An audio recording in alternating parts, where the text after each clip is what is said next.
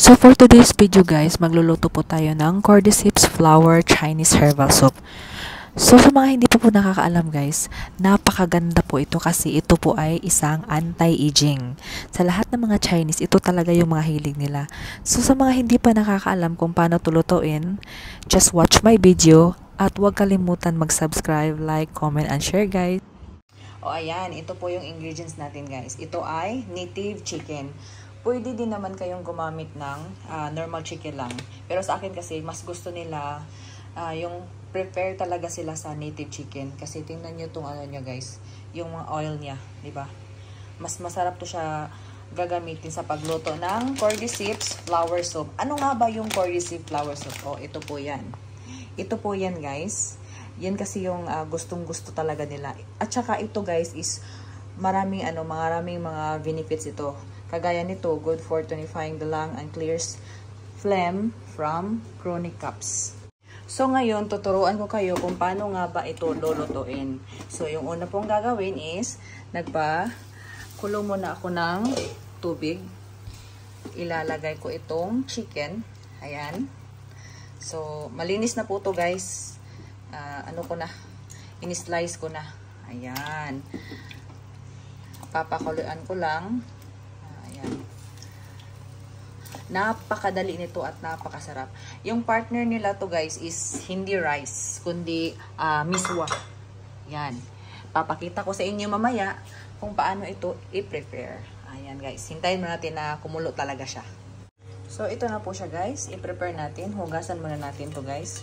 So tingnan nyo guys. Iba't ibang klaseng Chinese herbal tea yung nasa niya talaga sa isang pack. At saka isa din ito guys. Ilalagay din natin to. Ipagsama natin to. Saka tingnan nyo guys oh. Oh, 'di ba? Ang daming iba't ibang uri ng Chinese medicine. Chinese herbal medicine.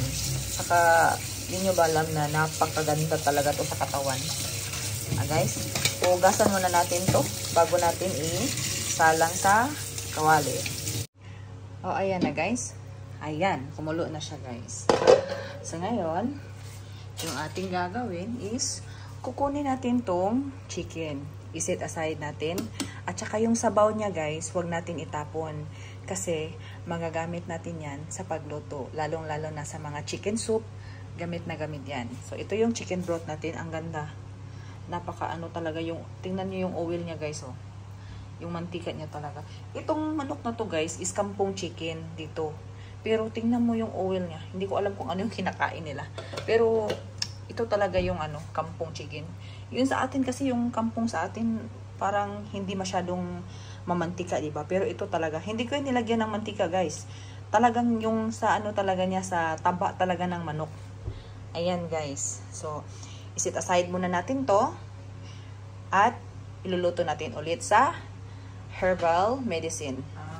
So, ayan guys, naglagay ako ulit ng tubig. Ayan. So, dito natin ilalagay tong manok. Ayan guys. Ito, ilalagay natin ito dito guys. Ayan. At syempre, isama natin yung herbal medicine na hinugas natin kanina. Ayan guys. O diba, madali lang.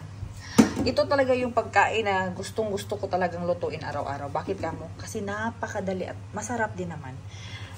Yan yung talagang gusto nila guys, yung mga Chinese dito guys. Ito talaga guys. Gustong-gusto talaga nila nito. Kahit sila, mag-everyday miswa or mag-everyday noodle sila, okay lang sa kanila guys. Walang problema. Hindi kagaya sa atin mga Pinoy na talagang rice is life talaga. Diba? Ayan. So, hintayin lang natin kumulo. So, anyway guys, ito pala yung chicken broth niya. Itatabi ko to kasi pag nagluluto po ako ng ng chicken rice, ito yung ginagamit ko na chicken soup. So, ayan guys. Hintayin muna natin ha. Sana po ay nagustuhan niyo tong video na to at nakakatulong ako sa inyong idea. So, sana po guys, mag-subscribe, like, comment, and share kayo guys. Please naman. Pakipindot naman yung bell button ko dyan. Okay guys, hintayin mo natin guys ha. Hanggang sa maluto ito. Hanggang sa lumambot. So, sa akin guys is ano ko lang to ng 30 minutes. 30 minutes, pero yung apoy niya is dapat mahina lang. Ayan, hihinaan natin yan guys. Ayan, ganyan lang. Okay? So, 30 minutes na guys. So, ito na po yung chicken natin. Ayan. So, kung nagtaka kayo guys, bakit nag-iba yung kulay niya is dahil yon sa mga herbal na nilagay natin. So, may mga red dates tayo. Ayan. Yung iba kasi guys, hindi ko alam kung anong pangalan. Basta Chinese herbal lang. Yun lang talaga. Pero alam ko sila kung paano lutuin. Ayan. So, ganito guys. Titimplahan lang natin talaga ng salt. Yung iba kasi is ayaw ng salt. Ayaw nila ng ano. Yung gusto nila is plain lang talaga. Parang ganito. Pero matabang kasi guys. Kaya sa akin kasi, nilalagyan ko lang talaga ng salt. Actually, hindi ako gumagamit talaga ng Ajinomoto dito sa bahay. Asin. Ayan. Asin lang, guys. Ayan. Tansyahin nyo lang, guys, kung tama na ba sa alat or napakaalat. Pero sa akin kasi is 1 teaspoon is okay na. Ayan, malasa na siya. Ayan. So, ngayon, guys, ganito lang talaga siya kadali lutuin, di ba? So ngayon, magluluto na ako ng miswa. Ayan, tapos mag-plating na tayo. Ayan. So ayun guys, nagpakulo tayo ng mainit na tubig, tapos maglagay tayo ng miswa. Ayan. Yan kasi dito yung miswa nila guys. Ayan, gustong-gusto talaga nila yan. Ayan guys, ginaganyan ko lang guys hanggang sa maluto itong miswa para i-partner natin sa niluto natin kanina na chicken herbal soup. Ayan. Makikita nyo guys kung paano ko ito gagawin. Char. Ayan. Hihintayin ko lang muna na maluto yung yung miswa niya. Okay guys, pinatay ko na yung apoy guys. So, hindi na natin to i-overcook. So, ganito guys, is lutong-luto na siya. So, i-drain natin tong tubig at ilalagay natin to sa isang bowl. O, ganito na siya guys. Ayan, nilagay ko na sa isang bowl at ilalagay na natin tong niluto natin kanina. Ayan. Ang sarap guys, promise. Pag tinatry nyo talaga to guys, promise, ang sarap talaga. Ganyan lang siya guys. Napaka-paborito talaga to ng alaga ko. Kahit yung mga employer ko, yung mga amo ko, nako, pag nagluto talaga ako nito, ang daming miswa na mauubos nila.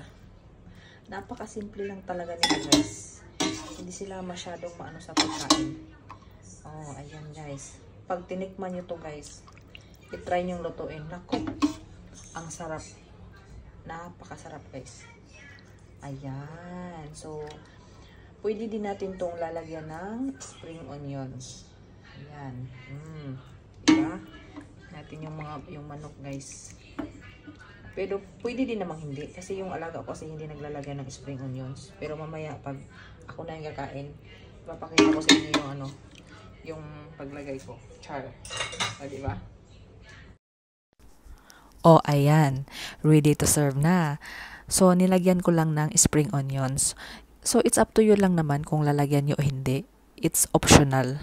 Pero para sa akin, syempre, para presentable naman pag sinerve mo sa amo mo, diba? Para naman sa isip nila is nasa restaurant lang sila kumakain, o diba? Pero, ang nakakaganda talaga nito guys is napakaraming benefits. Lalong-lalo na sa anti-aging.